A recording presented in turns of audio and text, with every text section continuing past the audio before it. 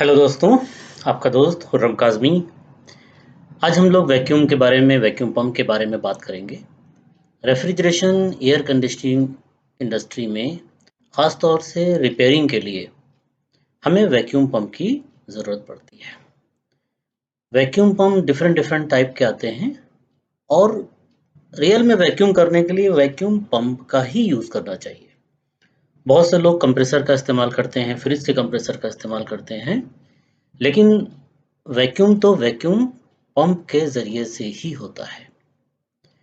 ये rotary pumps होते हैं, सिंगल स्टेज के हो सकते हैं, डबल स्टेज के हो सकते हैं।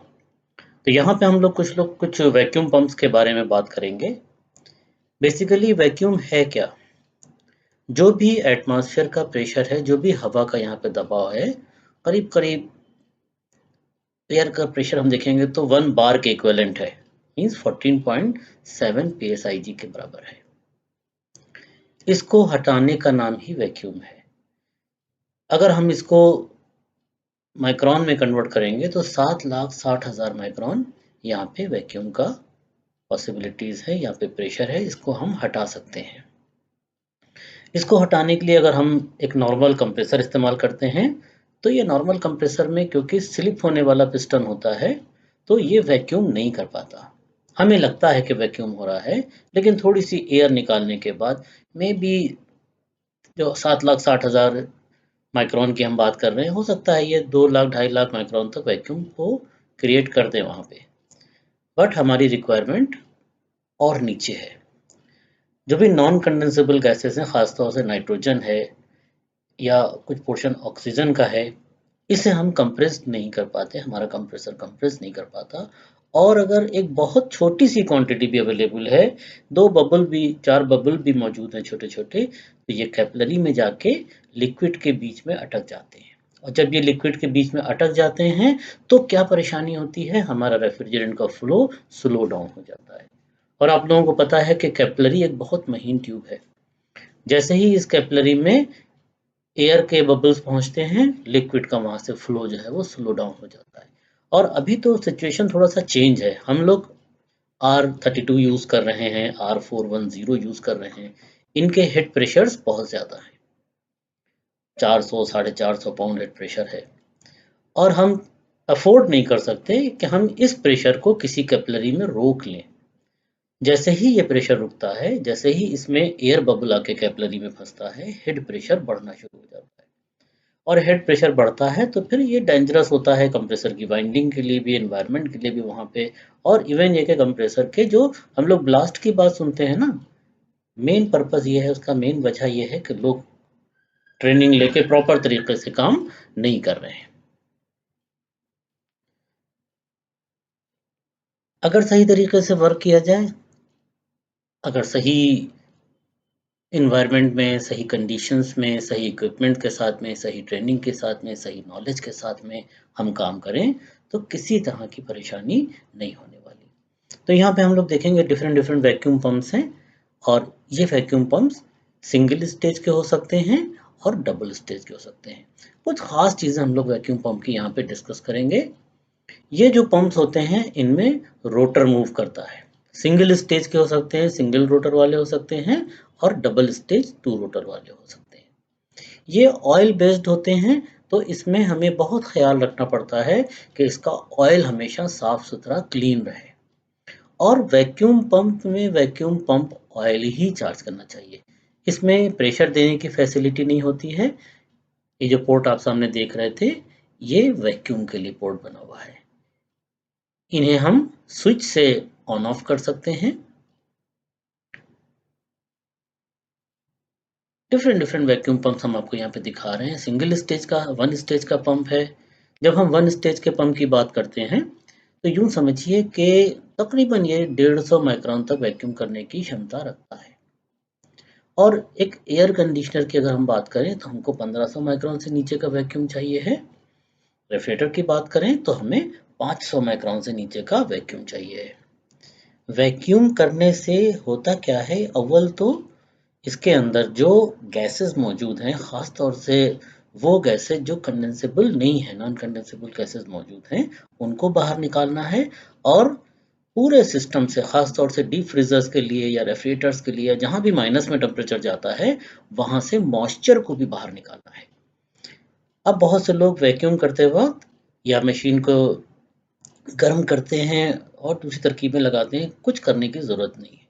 अगर आपका वैक्यूम पंप अच्छी क्वालिटी का है, तो अननेसेसरी आपको किसी भी पोर्शन को, कंडेंसर या कूलिंग कॉइल को हीट करने की ज़रूरत नहीं है। पहले भी हम लोग बात कर चुके हैं कि जब हम हीट करते हैं और कूलिंग कॉइल को हीट करते हैं और वहाँ पे थर्मोस्टेट लगा हुआ है, तो थर्मोस्टेट का कैलिब्रेशन चेंज हो जाता है। क्योंकि थर्मोस्टेट 80, 85, 90, 100 डिग्री तक गर्म हो जाता है और वो डिज़ाइन इसलिए इस तरह से नहीं किया गया है कि उसको इतनी गर्मी में रखा जाए। तो यहाँ पे हम वैक्यूम पंप जो देख रहे हैं, ये सिंगल स्टेज का है। एयर कंडीशनर का वैक्यूम हम इससे आसानी से कर सकते हैं। रेफ्रिजरेटर का भी वैक्यूम कर देगा, लेकिन टाइम बहुत ज़्यादा लगेगा। तो सिंगल स्टेज वैक्यूम पंप आप इस्तेमाल कर सकते हैं।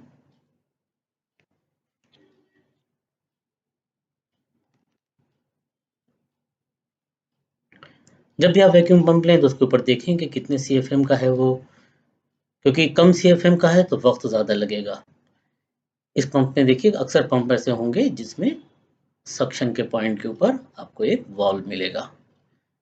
इसको बंद करके आप वैक्यूम को अलग कर सकते हैं, और करना भी चाहिए ऐसा। एक बार वैक्यूम पंप को अलग करके हमें प्रेशर राइज देखना चाहिए कि हमारा जो वैक्यूम हुआ है वो ब्रेक तो नहीं हो रहा है, थोड़ा तो सुई पीछे वापस आएगी, लेकिन वो कंटिन्यूसली अगर सुई पीछे आ रही है। और यहाँ पे देखिए, ये ऑयल को देखने के लिए एक यहाँ पे आई लगी रहती है। इसमें हमें ऑयल का लेवल जो है वो एक सर्टेन लिमिट तक ही चाहिए। बहुत नीचे ऑयल लेवल ना हो और पूरा भरा हुआ ना हो। जिस तरह से ये निशान बना हुआ है, मतलब इससे नीचे ऑयल का लेवल नहीं होना चाहिए। और एवरेज अगर एक नॉर्मल वैक्यूम पंप है, तो यूँ समझिए 50 एलपीएम का है, लीटर्स पर मिनट का है, 50 लीटर्स पर मिनट का। तो इसको 70-75 मशीन्स को वैक्यूम करने के बाद ऑयल को चेंज करना चाहिए, क्योंकि ये ऑयल जो है इसी के ज़रिए से वैक्यूम क्रिएट होता है। अगर इसमें बहुत ज़्यादा मॉइस्चर और गंदगी आ जाती है, तो ये ऑयल फिर अपना पूरा काम प्रॉपर वे में नहीं कर पाता है। तो ज़्यादातर वैक्यूम आपको विद स्विच मिलेंगे। ये तो बहुत लाइट, बहुत सिंपल वैक्यूम पंप है। देखिए, ये वैक्यूम पंप ऑयल है, उसी कंपनी का यूज़ कीजिए जिसने वैक्यूम पंप डिज़ाइन किया है। बेटर है कि आप जब कभी भी वैक्यूम पंप परचेज़ करें, तो सारी चीज़ों का पता कर लें। क्या चीज़ें पता कर लें कि क्या इस वैक्यूम पंप की सर्विसेज़ यहाँ पे मौजूद हैं कि नहीं। आपने पंप ले लिया और कोई उसकी सर्विस देने वाला नहीं है, उसका कहीं ऑयल नहीं मिल रहा है, तो जो भी आपने 2000, 3000, 5000, 8000 का पंप लिया है, वो आपका कहीं न कहीं आपको परेशानी देगा, क्योंकि कोई उसका सर्विस सेटअप अवेलेबल नहीं है। तो यहाँ पे एक और वैक्यूम पंप आपको दिख रहा है जिसमें वैक्यूम देखने के लिए बार गेज लगे हुए हैं, मिनी बार गेज लगा हुआ है ये।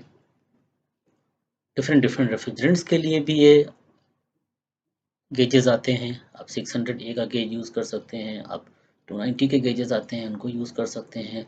ये मैनिफोल्ड यहाँ पे दिया हुआ है, जिससे कि आप डिफरेंट डिफरेंट वॉल्स को कंट्रोल कर सकते हैं। वैक्यूम देखने के लिए, जब भी आपको वैक्यूम देखना है, तो आप इसको यूज़ कर सकते हैं। सक्शन लाइन लगा सकते हैं। ये हमारा डायरेक्टली वैक्यूम पंप को जा रहा है। यहाँ से हम लोग गैस सिलेंडर को कनेक्ट कर सकते हैं, उसकी लाइंस को भी वैक्यूम कर सकते हैं। ये हमारी डिस्चार्ज लाइन कंट्रोल है। जब भी वैक्यूम पंप लीजिए, देखिए फैसिलिटीज उसमें आपको क्या मिल रही हैं। और इस पंप के साथ में आपको एक वेइंग स्केल भी मिलता है। बहुत अच्छी बात है कि एक वेइंग स्केल भी मिलता है जो इसके अंदर ही फिट है। यहाँ से ऑन ऑफ स्विच है, नीचे उसकी ऑयल के लिए आई लगी हुई है जिसमें आप ऑयल का क्वांटिटी देख सकते हैं।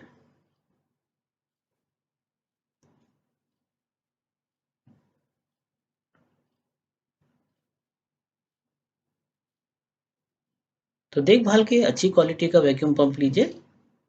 ये देखिए, यहाँ पे वेइंग स्केल भी लगा हुआ है जिसमें आप वे करके रेफ्रिजरेंट को चार्ज करें। हम आपसे देखिए वही बातें करेंगे जिससे आपका फायदा हो। बहुत से आपको चैनल्स पे इंफॉर्मेशन मिलेगी जिसमें सही इंफॉर्मेशन नहीं दे रहे हैं। लोग कह रहे हैं कि बिना वैक्यूम के गैस कैसे चार्ज करें। एकदम फेक बात है। बिना वैक्यूम के हम रेफ्रिजरेंट चार्ज नहीं कर सकते। कोई भी जुगाड़ वाला काम ना कीजिए, किसी तरह का भी जुगाड़ वाला काम ना कीजिए, उसमें आपको हमेशा नुकसान होने वाला है।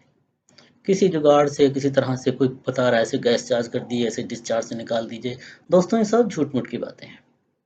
इसमें हमेशा लॉस के चांसेस बढ़ जाते हैं और परफॉर्मेंस आपके एयर कंडीशनर की, रेफ्रिजरेटर की, डीप फ्रीजर की, आइस कैंडी मशीन्स की परफॉर्मेंस गिर जाती है। अब एक एयर कंडीशनर अगर प्रॉपर ग्रेड टेम्परेचर नहीं दे रहा है, ये एसी इलेक्ट्रिसिटी भी ज़्यादा खाएगा, बिजली भी ज़्यादा खाएगा और कस्टमर को आप सैटिस्फाई नहीं कर पाएंगे कूलिंग को लेके। तो थोड़ा केयरफुल रहिए और जो भी आप प्रोडक्ट्स परचेज कर रहे हैं अपने लिए, अपने वर्कशॉप के यूज़ के लिए, उसमें आप सजग रहें।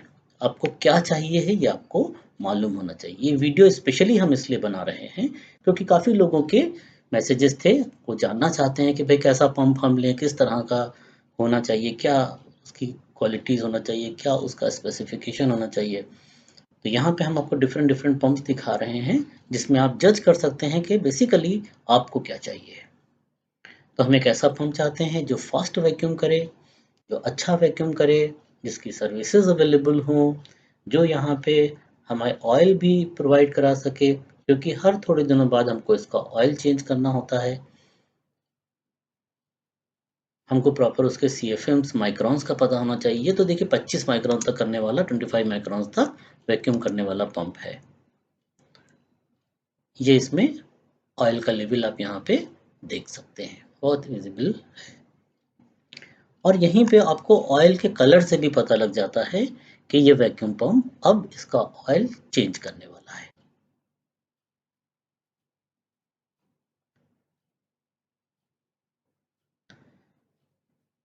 और जो भी सेफ सिक्योर पंप हैं, अच्छी क्वालिटी के हैं, उसी में इन्वेस्ट करें। आप पैसा भी लगा रहे हैं और आपको बढ़िया क्वालिटी नहीं मिल रही है, तो कोई फ़ायदा उस पैसे का आपको नहीं मिलने वाला है।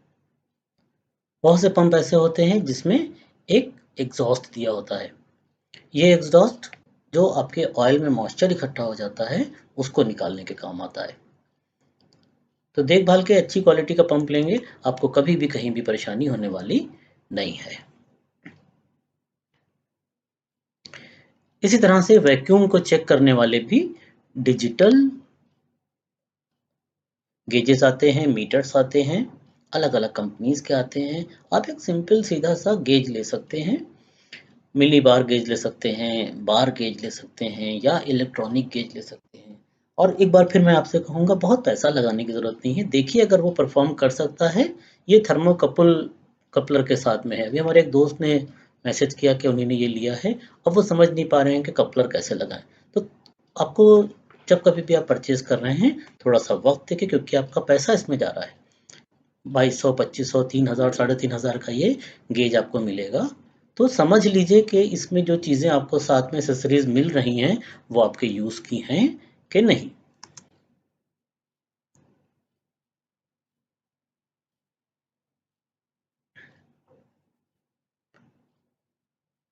ये माइक्रोन में आपको इन्फॉर्मेशन देता है। एक वीडियो में मैंने आपको इसकी इन्फॉर्मेशन कंप्लीट दी भी है इसको स्टार्ट करके। तो दोस्तों आज हम लोगों ने बात करी वैक्यूम पंप्स के बारे में। जो भी आपकी क्वेरीज हों, आप मैसेज डाल के बात कर सकते हैं।